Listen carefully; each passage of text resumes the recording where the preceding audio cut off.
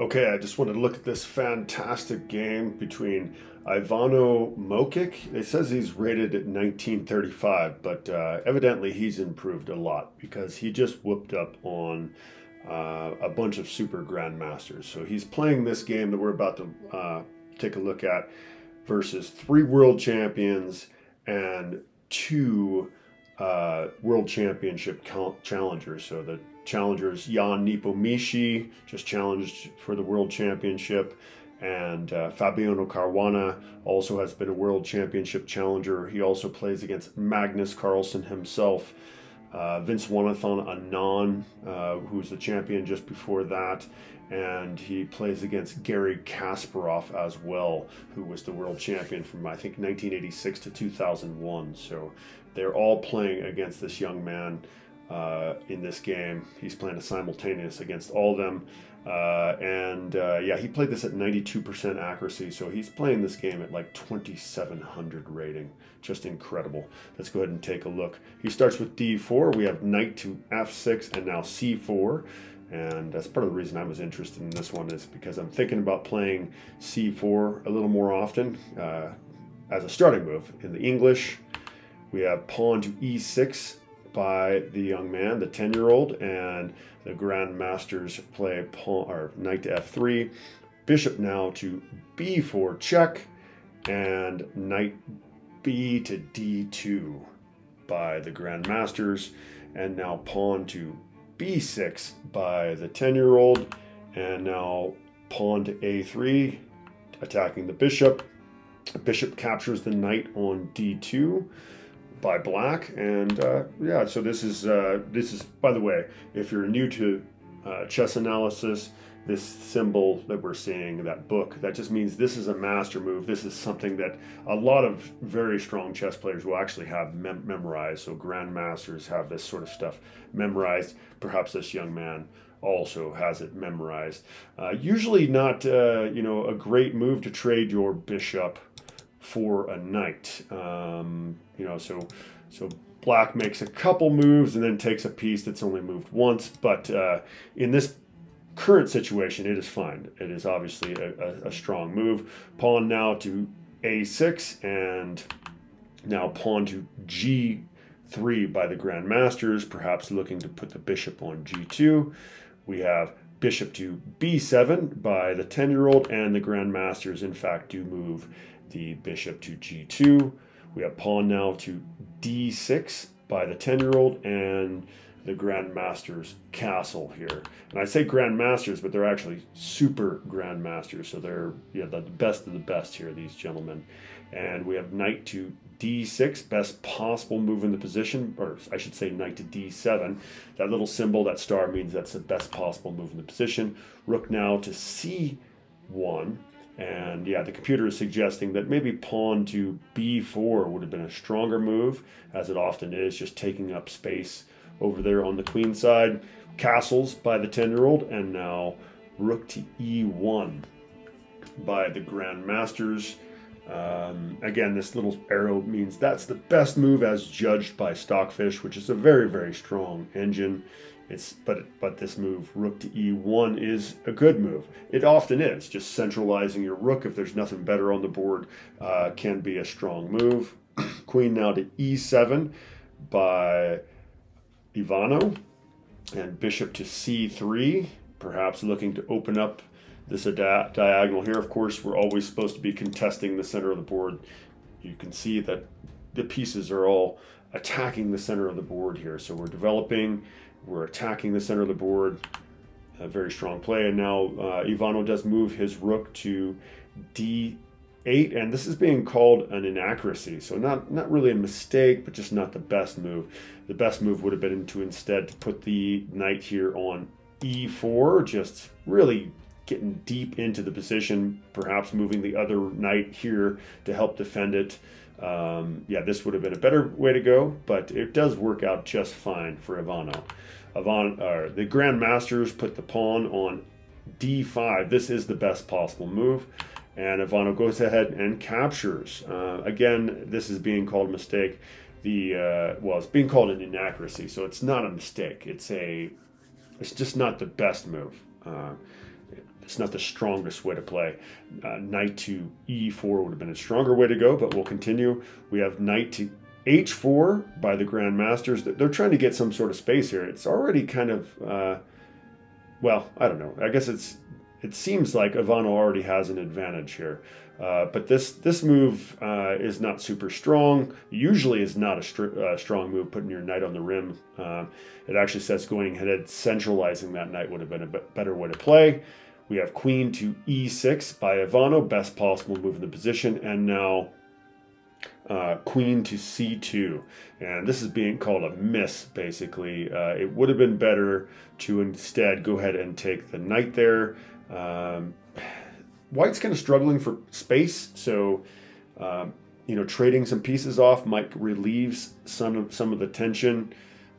So yeah, it would have just been slightly better to go ahead and capture in this position, probably giving white a slight edge. As it turns out, black is already starting to gain an advantage as Ivano plays the best possible move in the position, just knight to e4, and the Grandmasters go ahead and capture on d5. Pawn captures on d5, and this is the best possible move as well. We have bishop captures on d5, best possible move in the position by Ivano, and now the Grandmasters actually make a mistake with bishop to d4. This was a mistake. Instead, pawn to b4. Just trying to grab some space on the edge of the board would have been a better way to go. But we'll continue with what Ivano plays. Pawn to d5. And this is why pawn to b4 would have been the best move here, just kind of stopping this attack. And now the Grandmasters don't really want to move the pawn back. They should have guessed that a move like c5 was coming and not move their bishop to there. So that just wasn't any good. Now, of course, they don't want to move the bishop back because they just moved from there. Instead, just attacking the knight, just offering a trade here.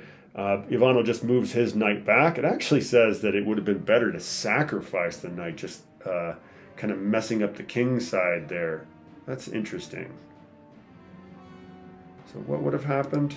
So if instead they capture, pawn captures, yeah, the engine is saying this position would have been better. Just sacrifice the knight. Very interesting. Kind of hard to see how that's an advantage, but saying that black basically has a 2-point advantage with this. You know, the king side is more open, I suppose. Interesting that we would give up a piece. White technically is winning material-wise, but this is supposed to be a better position as judged by Stockfish. Let's go back to the game at hand.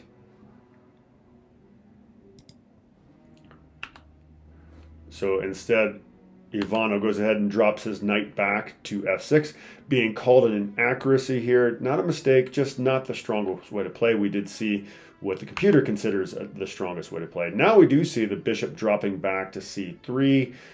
It's not under threat with the knight. So the bishop was moved, I think, in the first place because the knight was going to capture. And now, since the knight is dropped back, it's not a threat anymore. Best possible move in the position by Ivano.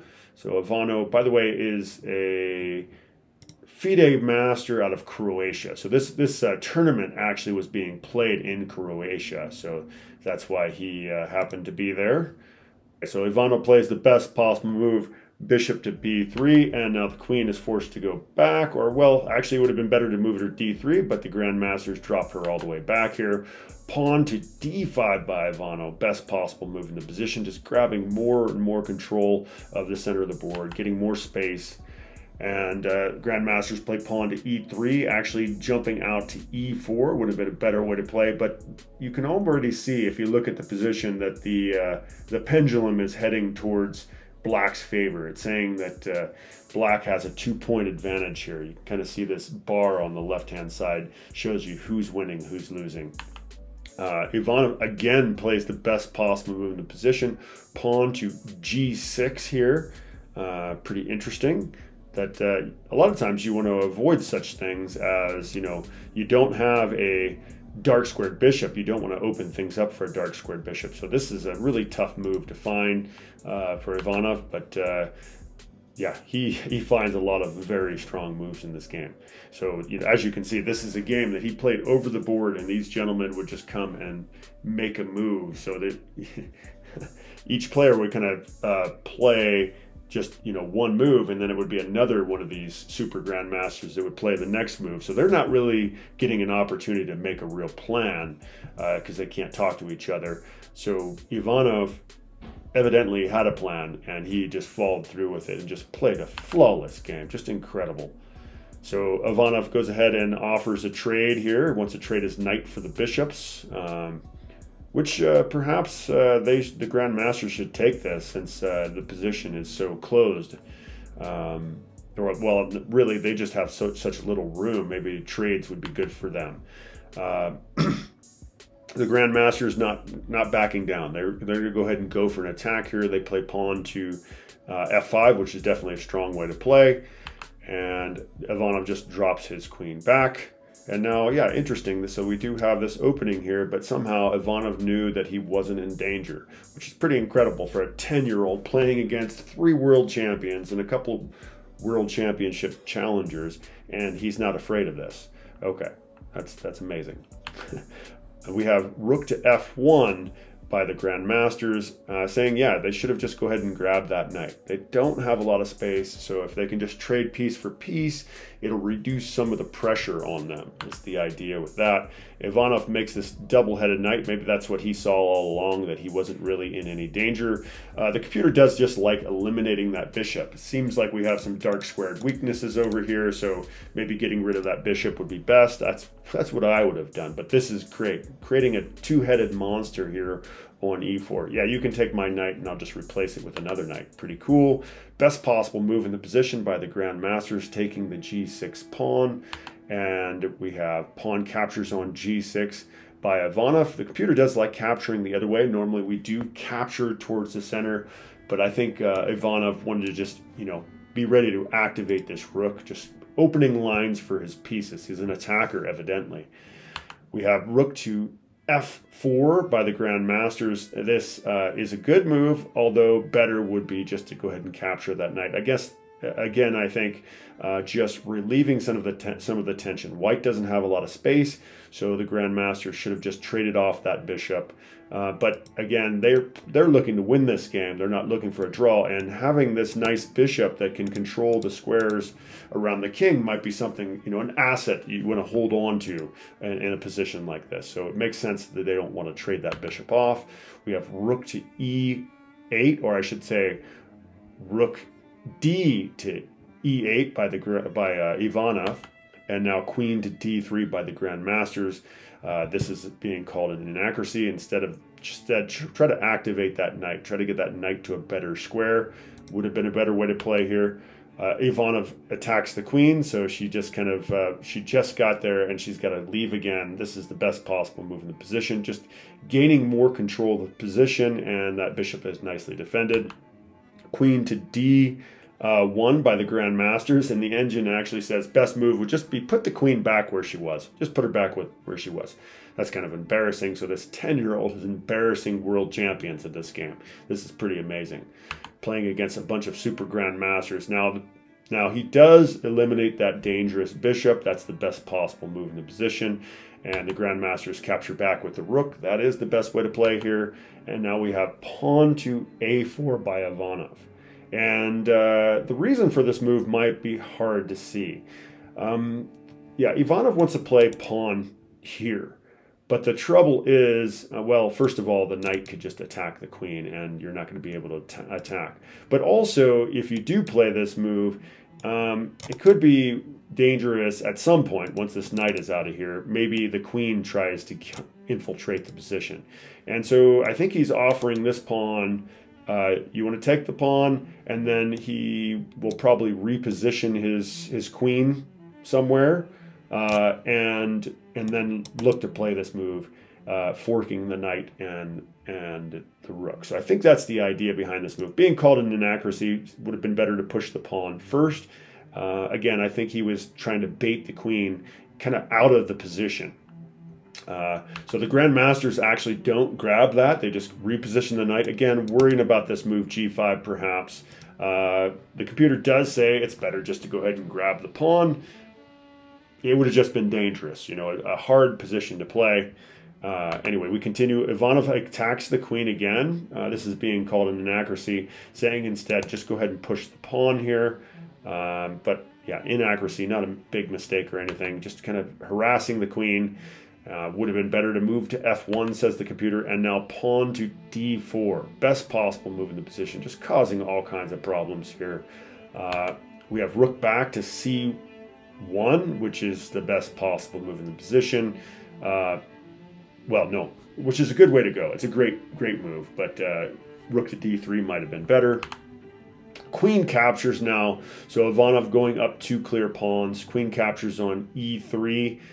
We've got this fantastic pawn structure over here, and Ivanov is up 2 pawns. This is really hard to play for these, even for Super Grandmasters.